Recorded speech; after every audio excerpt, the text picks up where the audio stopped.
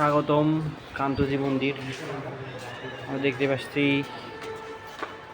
এই ঐতিহাসিক কান্তজি মন্দির।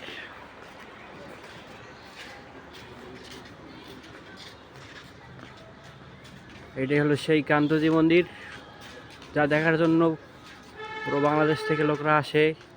এখানে আপনারা শিল্পী শৈলীগুলো দেখতে পাচ্ছেন, সেই মোগল আমলের অনেক আগের, সুন্দরভাবে তৈরি করা হয়েছে।